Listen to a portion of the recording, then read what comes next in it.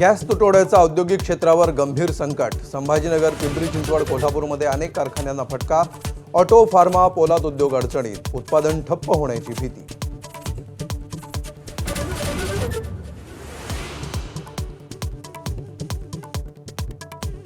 गॅसच्या तुटवड्यामुळे मुंबईतील 20% हॉटेल्स बंद। पुढील 3 दिवस असा तुटवडा राहिल्यास 50%हून अधिक हॉटेल बंद होणार, तर बंगळुरू शहरामध्ये उद्यापासून हॉटेल्स बंद।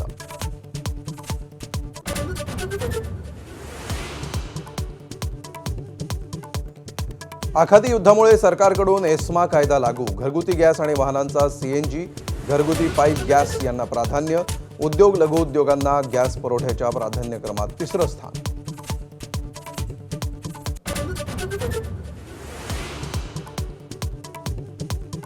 सोलापूर जिल्ह्यामध्ये इंधनाचा तुटवडा रोखण्यासाठी भरारी पथकाची स्थापना।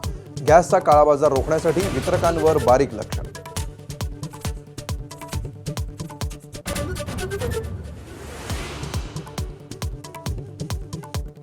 आखाती युद्धावर अमेरिकेचे अध्यक्ष ट्रम्प आणि रशियाचे अध्यक्ष पुतिन यांची चर्चा। युद्धविरामाबाबत बोलणी। युक्रेनच्या मुद्द्यावरही संवाद।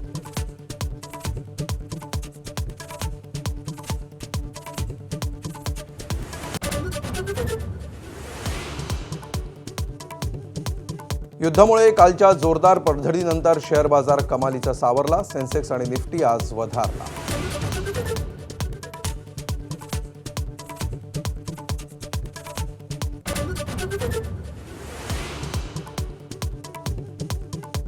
अर्थसंकल्पीय अधिवेशनाचा 3रा आठवडा सुरू होऊनही अजित पवारांच्या अपघातावर चर्चा नाही। विविध आयुधांचा वापर करूनही अध्यक्ष आणि सभापतींकडून चर्चेची परवानगी नाही। सरकारच्या भूमिकेवर संशय।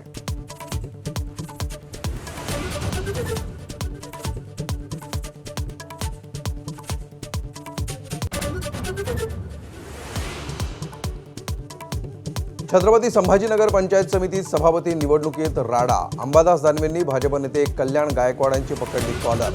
भाजपनं ठाकरे सेनेचे सदस्य पळवल्याचा दानवेंचा आरोप।